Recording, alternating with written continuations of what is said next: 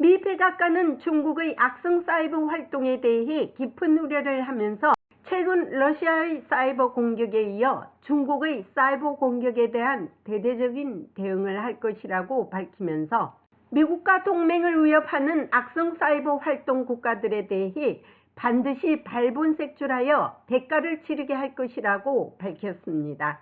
이를 위해 국가안보국, FBI 그리고 국가정보국이 손을 걷고 나섰습니다.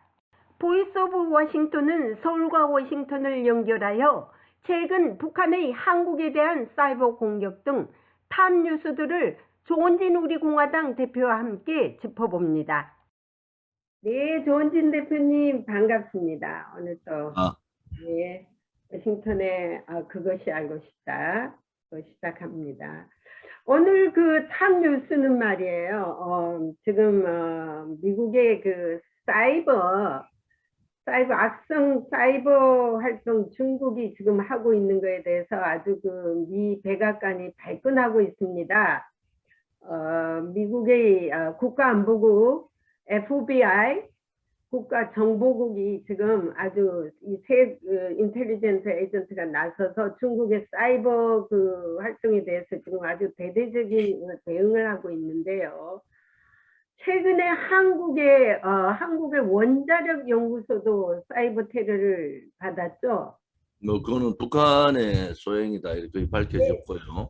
네. 포항제철도 이제 사이버 테러를 받았는데 문제는 중요한 것이 우리 정보기관에서 그걸 알고 있었느냐는 거 아니겠습니까? 네. 늦게 이제 그 소위 국방 관련되는 군수무기 관련되는 이쪽이 이제 틀렸는데 이것은 사이버 이 테러죠. 소위 말하는 국방 안보 관련되는 무기 제작 혹은 또 중요한 정보들을 북한이 사이버로서 해킹해 간 거 아니겠습니까? 문제는 그것을 한국 정보기관이 알면서 인지를 하고 있었는데 언제부터 인지를 했으면 언제부터 했는가? 또 거기에 대한 그 즉각적인 조치가 있었느냐 뭐 이런 부분들이 상당히 의혹을 낳는 그런 상황들이 있습니다. 예, 그러니까 이제 한국은 북한이 털고 중국은 지금 미국을 털고 있느라고 하는데요. 미국은 뭐 소프트웨어, 인터넷 이쪽을 지금 털어서 지금 아주 그냥 발끈이 뒤집어지고 있습니다.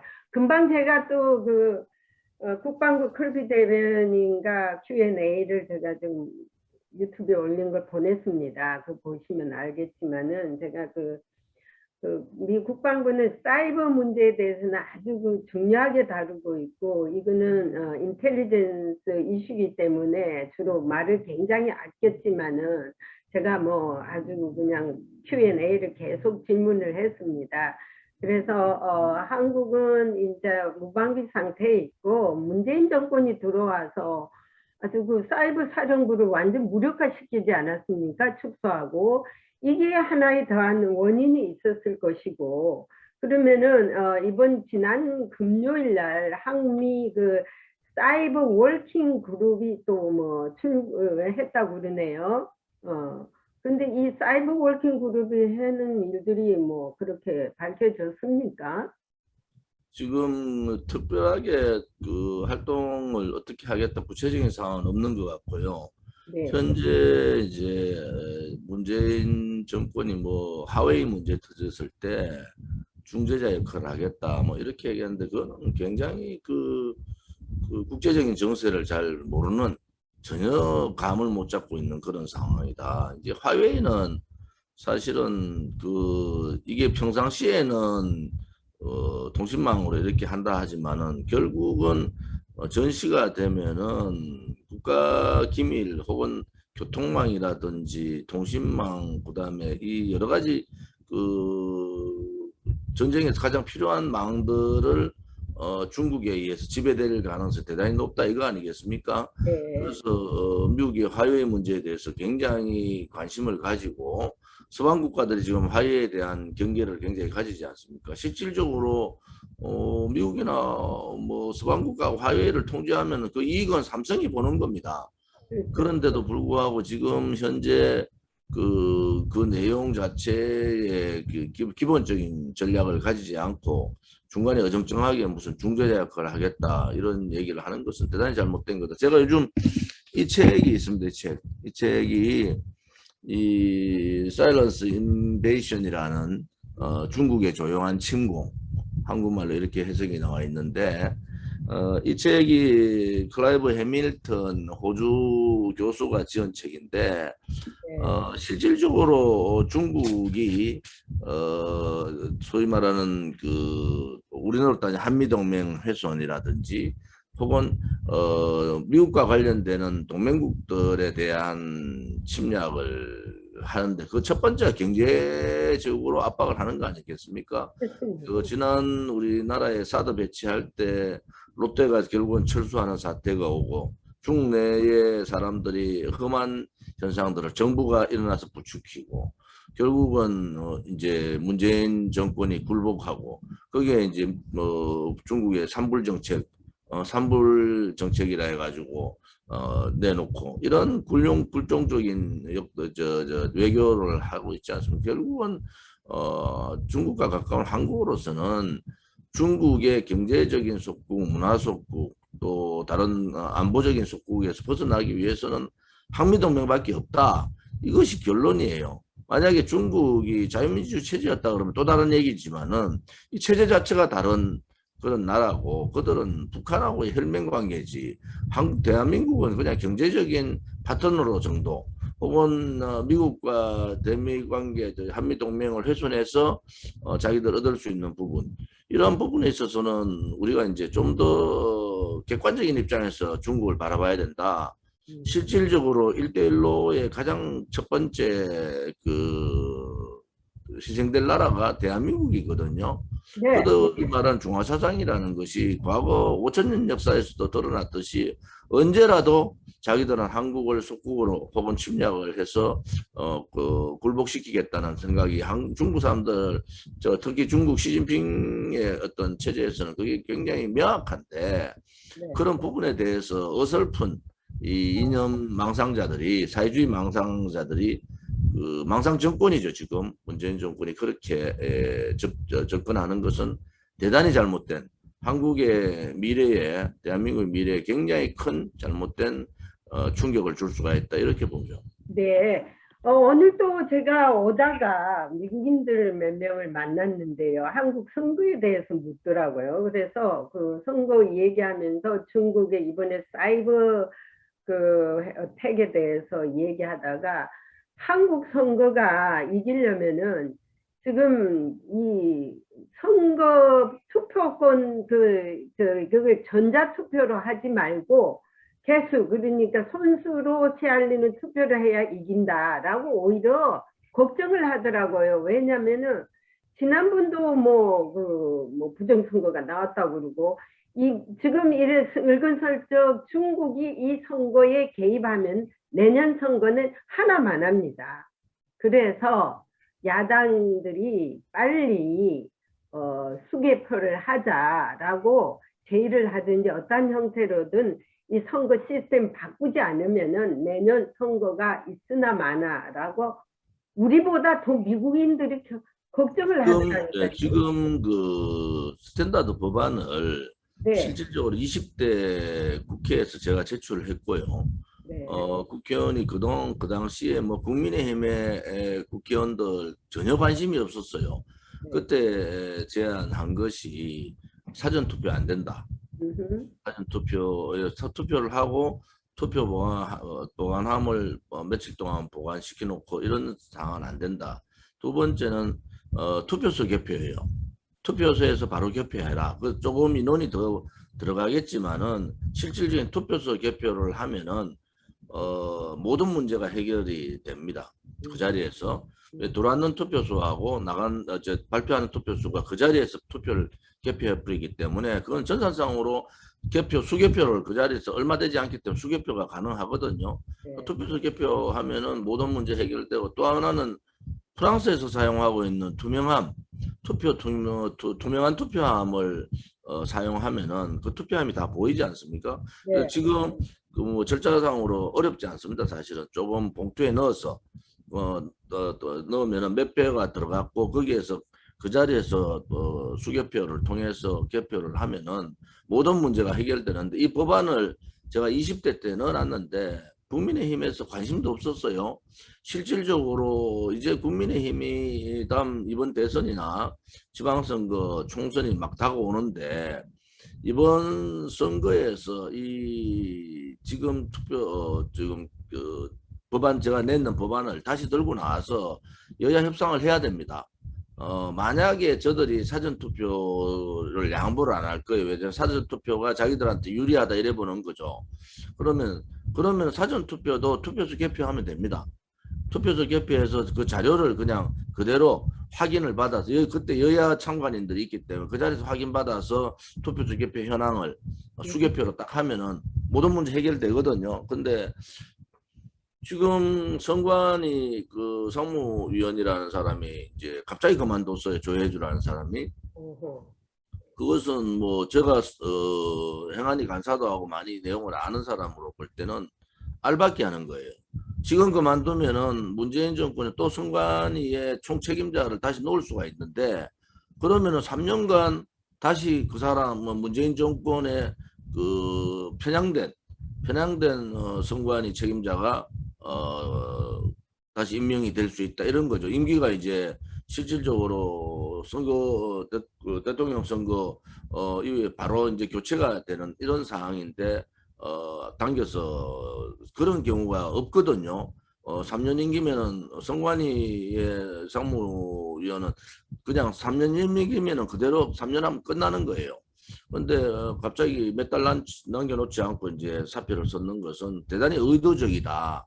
이렇게 볼 수가 있고, 문재인 정권은 지금 민노총에 의해서 언론이나 PD 연합회 이런 걸 통해서 그 언론을 장악하고 있거든요. 몇몇 이제 보수를 지칭하는 언론들이 거기에 반대적인 입장에서 보수 입장을 얘기를 하고는 있지만은 실질적으로 방송이 거의 KBS, MBC, SBS, 연합, YTN 이런 부분들이 민노총에 거의 장악돼 있다 이래 보시면 되는 겁니다. 그러면 결국은 왜곡된 편향된 방송을 이제 선거 7, 8개월 이 상황에서 지금도 편향된 방송을 하기 시작했거든요. 그러면은 무슨 조건으로 이길 수 있느냐? 저는 뭐 굉장히 비관적이다 이래 보는 거죠. 근데 뭔가가 잘못된 나라다, 대단히 잘못됐다고 봅니다. 무슨 나라의 국가를 갖다가 어떤 하나의 단체가 그걸 나서서 이끌어가고 좌지우지 한다는 것은 분명히 잘못됐고요. 또 그리고 그 코로나 방역에 대해서도 지금 좀 전에 미 국무성이 막 들어왔어요. 막 발표를 했는데 4단계 된 나라에 대해서 이미 이제 출국 여행 금지를 내렸어요. 그게 지금 여기 보니까 브리티스 버진 아일랜드가 있고 UK 영국이 들어있고 인도네시아 짐바브웨 있고 이 나라는 여행 금지입니다. 그리고 또 이 3단계 나라 쭉 지금 나와 있어요. 그 뭐 다 시간상 다 읽어줄 수 없지만은 지금 한국 방역도 이게 코로나 방역을 문재인이가 제일 못하고 있습니다. 세계에서 아마 꽁지로 가고 있는데 자기들이 잘한다고 하는데 아니 말도 안 되는 게 오늘 여러 가지로 우리 기자들하고 얘기하면서 한국이 방역에 대해서 얘기를 했습니다. 왜냐면은 무슨 코로나가 발이 있고 코로나가 무슨 듣고 보고 있는 바이러스가 아니지 않습니까? 어떻게 뭐 6시 이전에는 5명이 됐다가 6시가 딱 되면 2명으로 돼야 된다. 아니 코로나가 그러면 자 6시 이후에 우리 공격하러 가자 그럽니까?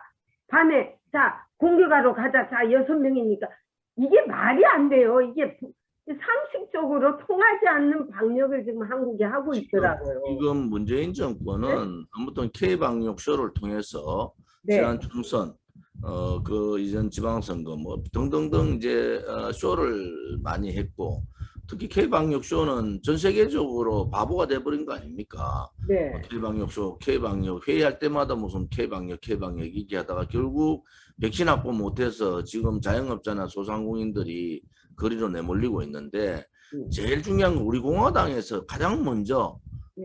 이 중국 코로나 바이러스가 올 때 홍콩과 대만이 아무래도 중국 내부의 정보를 많이 갖고 있는 나라가 중국인 출입 금지, 항공하고 그다음에 항만을 다 막아버렸어요. 그다음 그 몇 개 나라 지금 호주나 뉴질랜드 이런 몇 개 나라들이 그러한 조치를 취했습니다. 그래서 확진자들이 아주 적게 나온 상황이 있었고요. 그 당시에 우리가 중국인 출입 금지의 항공을 막아야 된다 이랬는데 중국 우한에서 600명이 수학여행단이 대구를 오고 말이죠. 이런 사태가 벌어진 거 아닙니까? 그것이 첫 번째 굉장히 중국 폐렴이 들어오는 중국 코로나 폐렴이 들어오는데 결정적인 역할을 했다 이래 보고요. 두 번째는 팬데믹 지금 4단계 팬데믹이 오는 걸 예측도 못하고 중국 백신에 대해서 한국 정부가 적극적인 인정을 하고 중국 백신 맞은 사람은 돌아서 격리하지 않고 통제에서 벗어날 수 있다. 그러니까 전 세계에서 첫 번째 나라가 한국이 그렇게 발표를 했어요. 결국은 중국 백신이 물백신이라는 얘기들이 나오기 시작하고 네. 그 백신에 의해서 지금 피해 국가들이 남미에서부터 아시아권에서 많이 속출되고 있지 않습니까? 네. 결국은 이 나라가 국민의 건강권, 국민의 생명권조차도 중국 눈치 본다고 이렇게 지금 그렇게 중국에서 돌아서 격리되지 않은 상태에서 중국 백신을 맞았는데 지금 그 변이 바이러스의 델타 변이, 특히 델타 변이에 중국 백신이 효용이 거의 없다. 이런 결과가 나와서 그거에 따른 델타 바이러스에 지금 그 감염된 중국인들이 백신 맞았다고 해서 통과해서 벌어지는 상황들은 우리가 지금 통계로 알 수가 없단 말이에요. 그렇죠. 지금 이런 정책 자체가 굉장히 굴종적인 정책이고 중국에 잘 보이기 위해서 물론 뭐 사회주의 연방국가를 하려니까 중국이 종주국이 될 수밖에 없겠죠. 문재인 정권으로 봐서는. 그렇지만 국민의 생명권 건강권을 가지고 이렇게 무모한 그러한 정책을 쓰는 것은 역적행위입니다. 역적행위. 근데 야당이 말이에요. 이런 경우 미국 같으면은 분명히 이슈를 국회로 가져가서 따져야 됩니다. 따지지도 않고 그냥 그대로 보기에는 너무나 이거는 지금 국민의힘이 잠시 이제 뭐 부산시장, 서울시장 선거에서 이겼다고 이 사람들이 정신이 없어요. 왜냐하면은 이 백신 문제는 실질적으로 이 정권 자체를 내려놔야 되는 그러한 큰 네. 반역 행위를 한 거거든요. 그러면은 끝까지 물고 늘어지고 말이지. 중국 백신 맞은 사람에 대해서 시간 두기 이런 격리 상태를 해제한 거 이런 부분들은 실질적으로 있을 수 없는 일들이지 않습니까? 이런 네. 부분을 제대로 따지지 못하는 야당의 역할을 못하고 있다. 그래서 국민의힘이 지금까지 문재인 정권 들어와서 뭘 했느냐는 거예요. 우리 공화당은 하루도 쉬지 않고 문재인 정권의 실정, 잘못된 그 부패, 또 탄핵에 대한 그런 부분, 이런 부분에 대해서 4년 내내 하루도 쉬지 않고 싸웠어요. 네. 국민의힘은 도대체 뭘 했냐는 거야. 국민들께서 이제는 이제 국민의 마음을 아프게 하는 또 이 실질적인 이 문재인 정권의 포갑 정치에 저항하지 못하는 정당은 버려야 됩니다. 네. 그리고 저기 지금 WHO도 다시 중국 우한을 재조사하자고 나오지 않습니까? 그러면 지금이라도 중국을 여행하는 거를 여행 경보 지금 미국은 4단계씩 올라가지고 아주 동맹 가까운 영국하고 얼마나 가깝습니까? 그래서 4단계 때려버렸어요 오늘. 그래서 그냥 못 가는 거예요. 그러면은 그 문재인도 빨리 이런 경우는 차단도 하고 해야지, 아니면 청와대를 봉쇄를 하든지 해야지 않나요?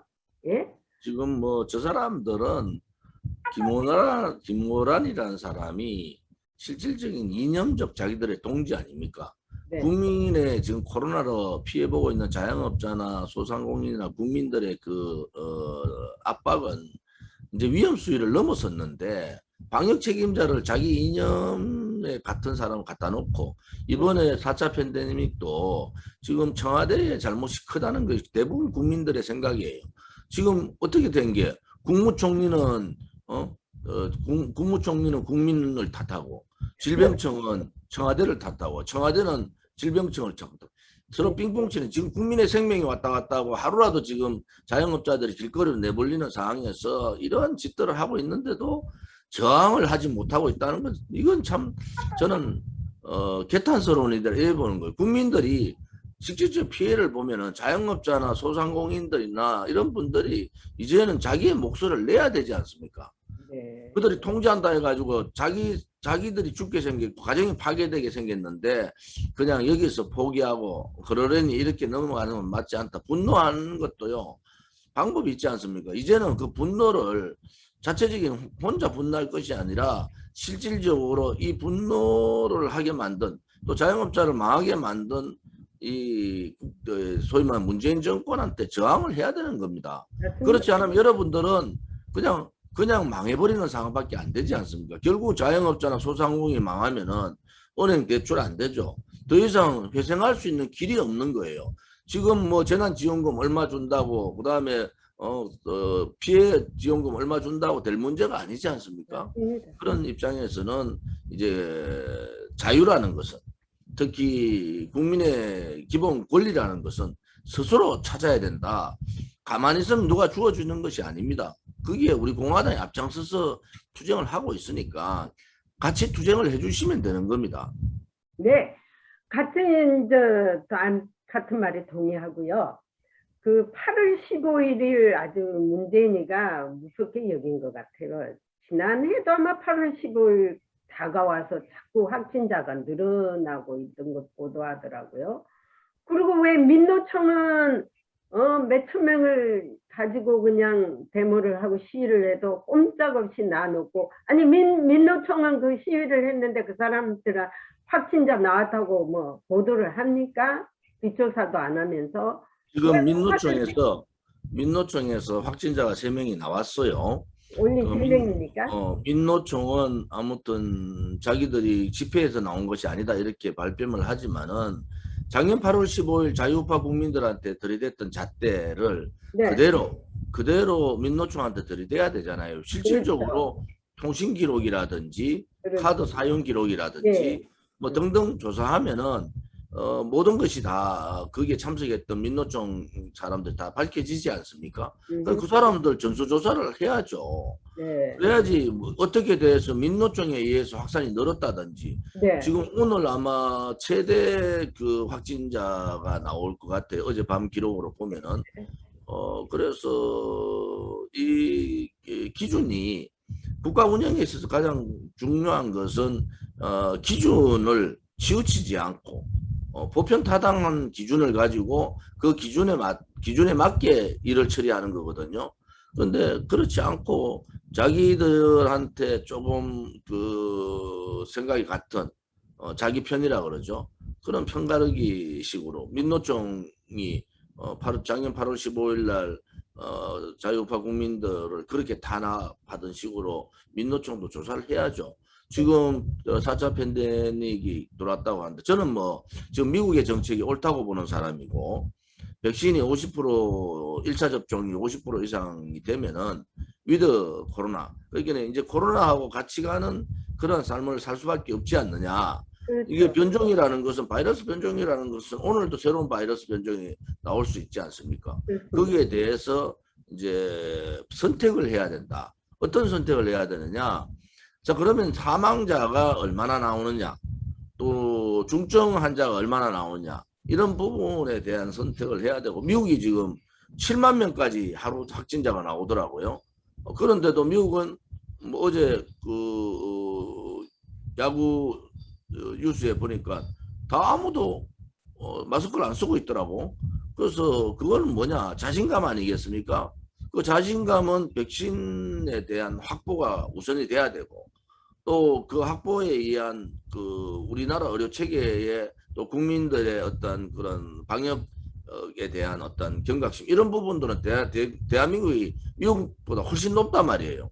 그러면은 충분하게 자영업자가 다 망하기 전에 이런 문제는 이제는 백신 수급을 빨리 하고 그다음 백신 접종이 1차 접종 50% 이상만 되면은 이제 대대적인 방향 전환을 할 수밖에 없다.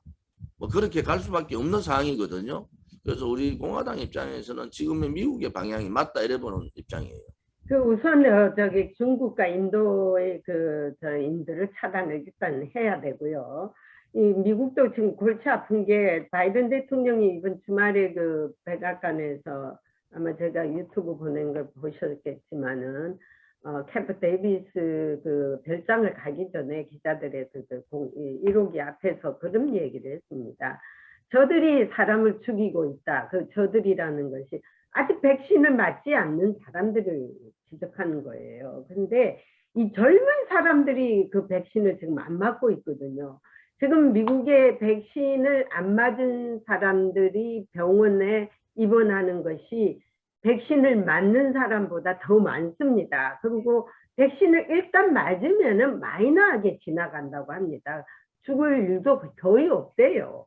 그러면은 뭐냐, 감기랑 똑같이 가야 백신은 이제는 그 아까 중에 우리 조 대표님께서 말씀하는 것처럼 백신을 안고 코로나를 안고 가야 합니다.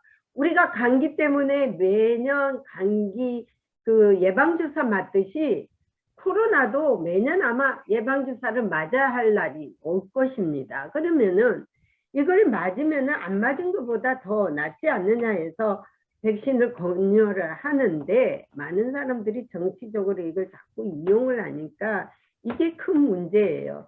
팬데믹이 그렇게 전 트럼프 대통령 때 팬데믹이 얼마나 심하게 그냥 관리를 했지 않습니까? 그때도 백악관 앞에서 그 시위는 끊일 날이 없었어요. 그리고 미 정부는 시위하는 거 다 허락했습니다. 그 방역을 하면서도 시위는 표현의 자유라 하면서도 그 블랙피플들이 얼마나 시위를 강하게 했지 않습니까? 예? 그 블랙피플 매더리라 그래가지고 검은 사람들의 그 문제다 이래가지고 지금 문제는 이제 그런 뭐 인종적인 그런 부분보다는 아무튼 한국에서는 K방역 쇼에 국민들이 너무 속았다. 네. 이제라도 K방역의 핵심은 백신입니다. 그리고 치료제거든요. 지금이라도 문재인 정권의 실체를 아셔야 된다. 그 다음에 이제 자영업자분들이나 소상공인분들이 그분들이 한 1,000만이 넘지 않습니까? 네. 그분들이 이제는 자기의 목소리를 내셔야 돼요. 지금 4년 동안 문재인 정권하고 싸운 게 누가 해서 야당 국민의힘이 싸웠습니까? 우리 공화당만 싸운 거예요. 그러면은 결국은 우리 공화당의 입장이 옳았던 거 아닙니까? 국민들이 이제는 선택을 자기가 생각하는 실질적인 자기들의 이익을 대변해주고 자기들의 피해를 대변해주는 그러한 정당을 선택하는 것이 국민들의 자유지 않습니까? 네. 이제는 정당 선택이나 정치인 선택도 현명하게 하시는 것이 맞다. 그냥 큰 정당 따라서 이렇게 가면 된다. 이렇게 생각하는 것은 잘못됐다. 이래 보고요. 어제 박근혜 대통령께서 이제 나오셨어요. 병원으로. 예. 뭐 지금 제가 아는 정보로는 3주간 1차 3주간 병원을 나오셔서 이제 뭐 현기병 정지가 아니고 아무튼 병원에 입감되셔서 병원에서 지금 치료를 받는 그런 상태고요. 박근혜 대통령의 몸 상태는 왼쪽 수술을 했지만 오른쪽도 똑같은 현상이 또 일어나서 아마 그쪽 부분도 지금 수술을 해야 되지 않느냐. 그리고 박근혜 대통령이 뭐 몸이 아프다 어떻다 저런 얘기 많이 하시지 않는 분인데 요 근래 수차례에 걸쳐서 고통을 많이 호소하신 것 같아요. 그래서 어제 전격적으로 3시 20분에 네. 나오셨고 제가 서청대 가서 인사를 드리고 또 병원까지 제가 호송차 뒤에서 같이 갔습니다.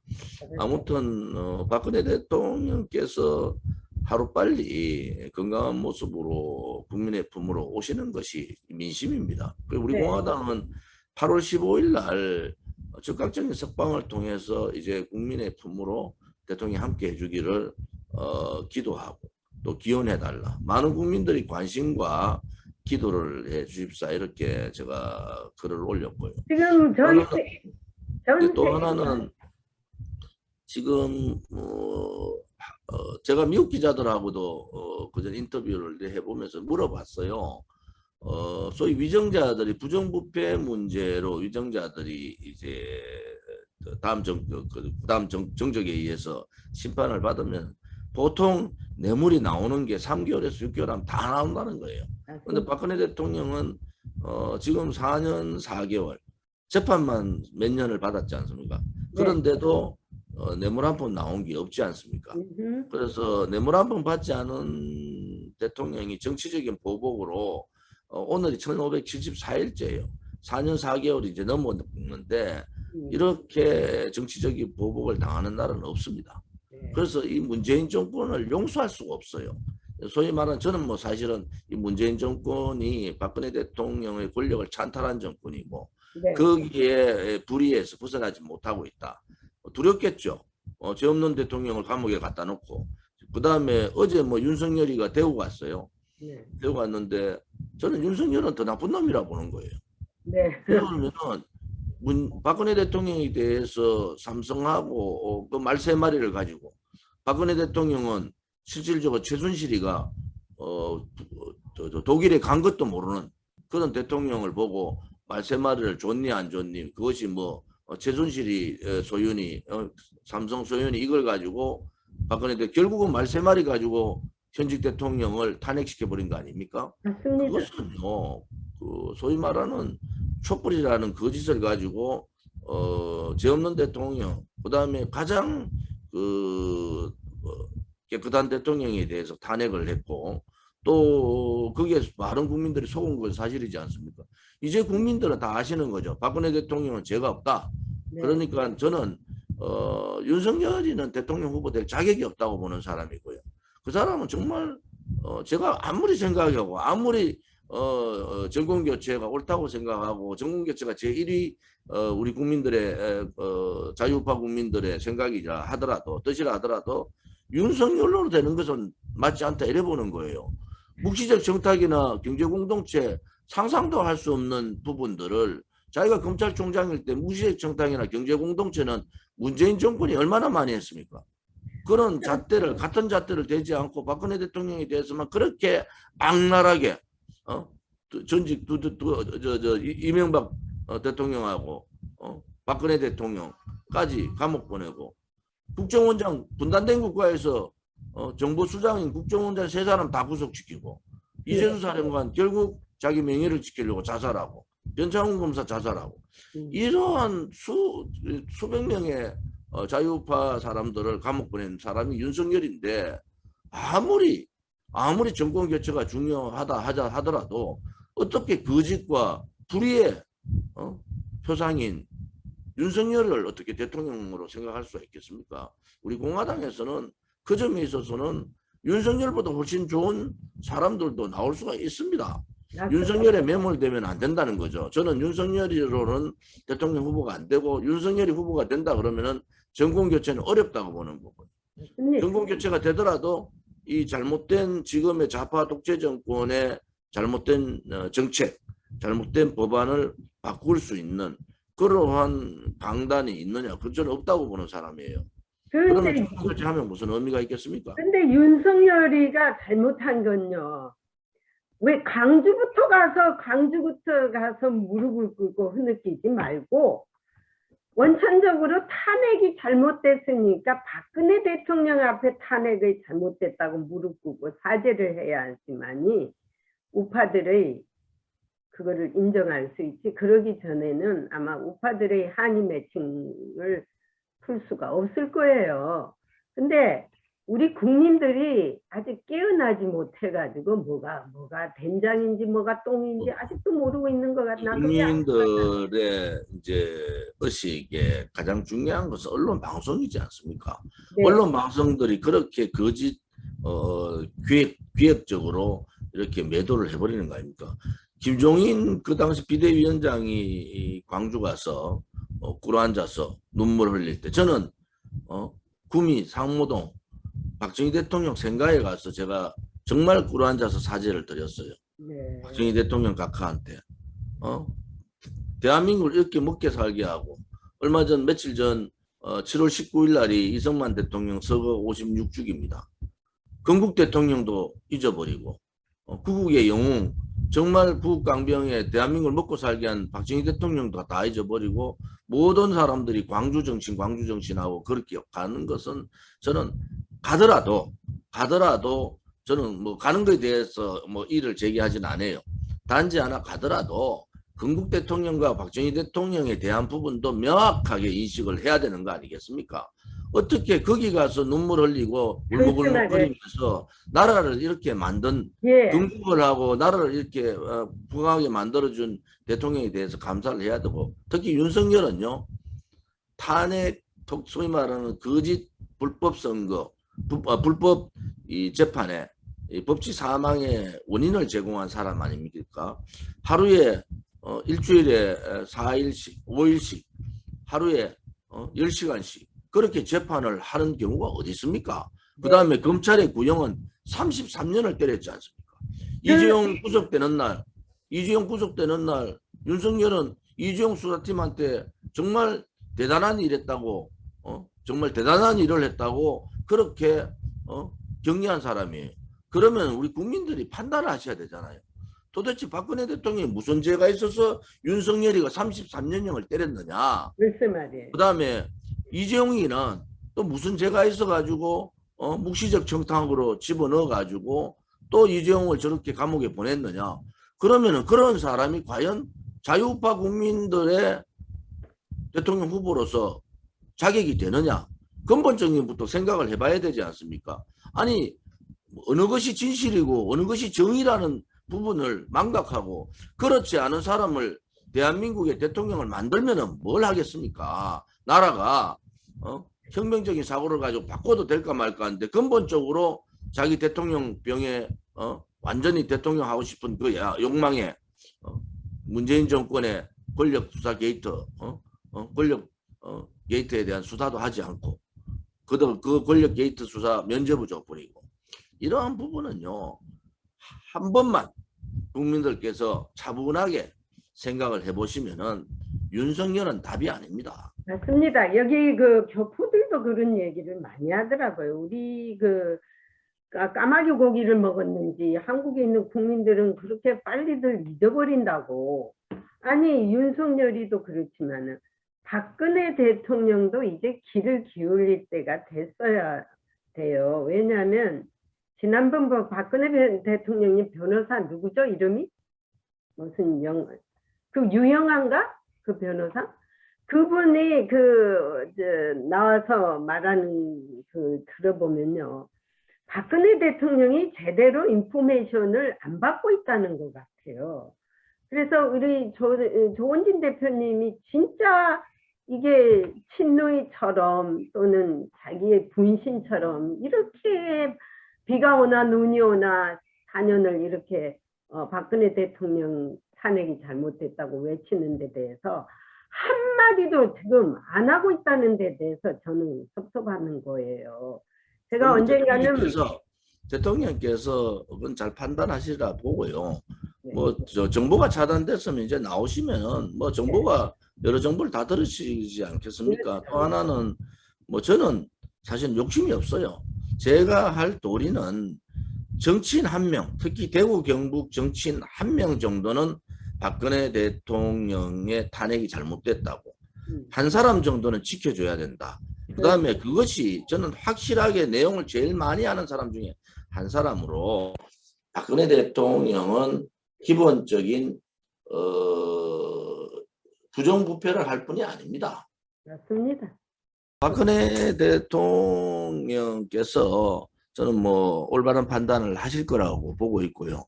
뭐 제가 무슨 욕심이 있어서 뭘 어떻다 저렇다 하는 건 맞지 않아요. 저는 뭐 제가 할 수 있는 실질적으로 모든 국민이라면 해야 되는 일을 제가 하고 있는 거다.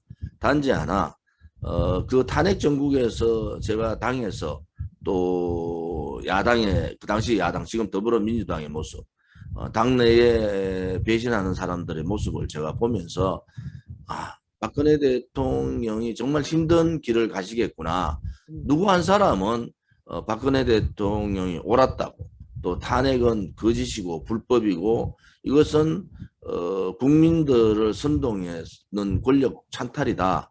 이런 부분을 명확하게 저는 알고 있단 말이에요. 그러면 제가 아는 입장에서 저도 그거를 굴종하고 그냥 뭐 누구 말대로 저 주변에서 다 그랬어요. 너 외국 가서 한 몇 달만 있다 와라. 근데 저는 그래 하지 못하겠더라고요. 그래서 제가 많은 고민을 하고 지금 이 길에 들어선 거에 대해서는 저는 뭐 한 번도 후회한 적이 없어요. 단지 하나 저도 인간이니까 섭섭한 면은 있죠. 그래도 그런 부분들보다는 우리 이제 40만이 넘는 우리 공화당의 동지들이나 자유파 국민들, 제가 요즘 시장을 경남 경북 중심으로 38곳을 갔다 왔어요. 그거 가서 느낀 것은 시장 가는 곳마다 우리 당원이 없는 곳이 없습니다. 또 하나는 많은 국민들이 또 시장 상인들이나 그 시민들이 우리 공화당이 고생한다는 것을 많이 알고 계시더라고요. 네. 대통령께서 저는 하루빨리 나이도 있으시지만은 지금 아픔이 많이 악화된 것 같단 말이에요. 그래서 건강한 모습으로 국민들 품에 빨리 오시고 8월 15일 날 이제 구치소에서 이제 저 병원으로 오셨잖아요.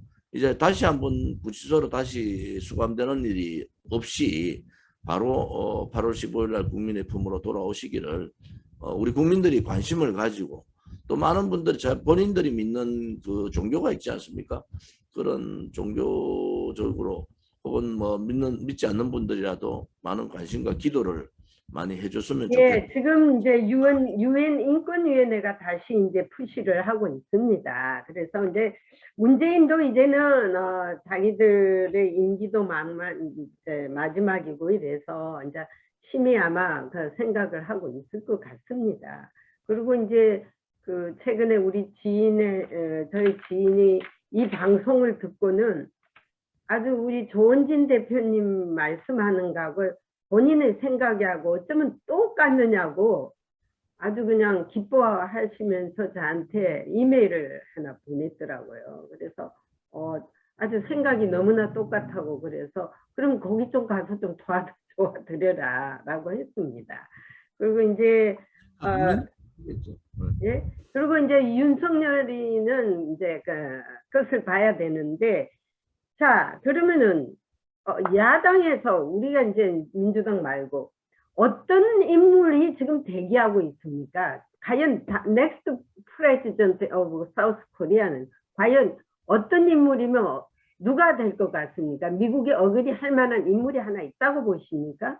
지금 야당에서 이렇게 거론되는 인물들이 대부분 다 탄핵을 주동했고 또 네. 문재인 정권에 부역을 했던 사람들이다. 물론 뭐 그 중에서 직접적인 탄핵에 영향을 직접 미치지 않은 사람들은 뭐 최재형 전 감사원장이나 김동연 부총리 같은 경우는 직접적인 영향을 한 사람들은 아니죠. 지금 보면 뭐 김태호 의원도 그 당시에는 불출마 선언을 했던 입장이고 뭐 그 정도다. 나머지 뭐 지금 보도 원희룡이나 그다음에 유성민 그다음에 홍준표 지금 뭐 그 중에서도 윤석열은 더더욱 그렇고 그런 이 나라를 문재인 사회주의 정권한테 나라를 그냥 넘겨버린 그런 장본인들은 저는 불가능하다고 보고요. 뭐 원천적으로 그분들은 저는 돼서는 안 된다 이런 입장을 갖고 있고 결과적으로 아마 안 될 겁니다. 제가 판단할 때는 윤석열이가 아무튼 그 정치에 대해서 뭐 여러 가지 정치 검찰로서 어떻게 했는지는 모르지만은 문재인 정권 돌아서 있는 상황을 보면은 저 사람은 정치 검찰이 맞아요. 정치 검찰이 맞고 권력의 눈치를 대단히 많이 보는 사람이다. 문재인을 살리기 위해서 조국 수사를 했고 또 문재인을 살리기 위해서 본인 사퇴하면서 이 문재인 정권의 권력 게이트 수사를 접어버린 거 아닙니까?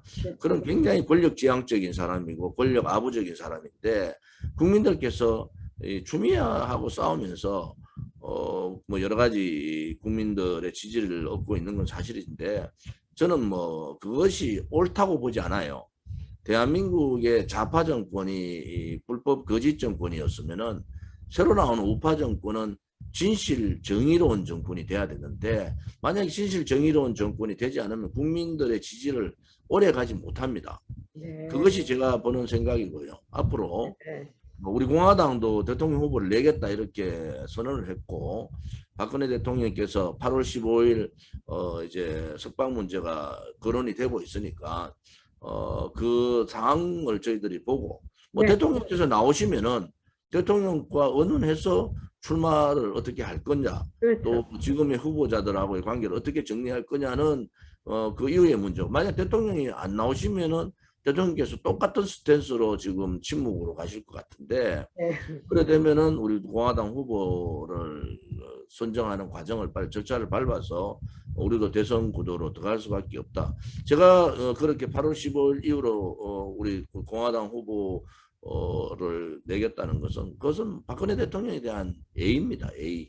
예, 8월 15일은 아마 이재용 그 회장이 나올 확률이 많고요.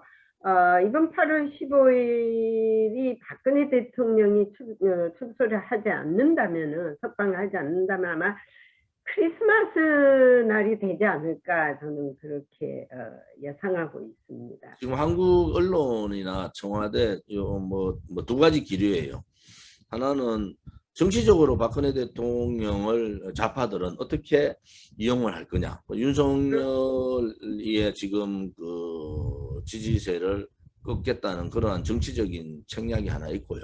네. 그런데 박근혜 대통령은 뭐 누구의 어떤 그런 책략에 넘어가실 분은 아니다. 저는 그래 보고 있고요. 그렇죠. 두 번째는 그들은 아무튼 대통령 선거 전에 박근혜 대통령을 석방하는 것이 대단히 부담을 가지고 있는 건 사실이거든요. 네. 그러면은 뭐 대통령 선거 이후에 인수위 기간 동안에 석방한다는 얘기도 있는데, 아무튼 국민들께서 많은 관심을 가져줘서 이제는 지금 병원에 입원했다는 것은 굉장히 병이 악화됐다는 얘기 아닙니까? 그렇죠. 그런 입장에서는 8월 15일 날 석방하는 것이 맞다. 그것이 국민의 민심이다.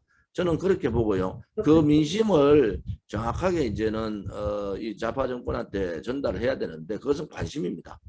문재인의 운명도 이제 얼마 남지 않았습니다. 문재인의 운명도 이제 알고 이제 하늘이 또 움직이면은 또 대한민국을 살릴 수 있는 어떤 인재가 나오겠죠. 그리고 우리 공화당의 조은진 대표님 같으신 분도 이런 나오셔가지고 나라 살리는데 같이 협조를 해주시면은 우리 국민들이 진짜 정신을 차려서 표를 모아줬으면 좋겠습니다. 저는 예. 뭐 정권 교체가 국민들의 열망이고 국민들이 분노한 이 문재인 정권의 거짓에 속은 국민들이 정권 교체를 해야 된다는 것은 저는 동의를 합니다. 네. 단지 이제 특히 문재인보다 더 나쁜 놈이 정권 잡으면 정말 이 나라는 이제 완전히 회생불능으로 갈 가능성이 있다. 그래서 그건 막아야 된다는 큰 대전제하에 그러면은 어떤 사람으로 막아야 될 거냐. 저는 뭐 당당하게 우리 공화당 후보가 대통령이 되는 것이 맞다 이래 보는 거예요. 왜?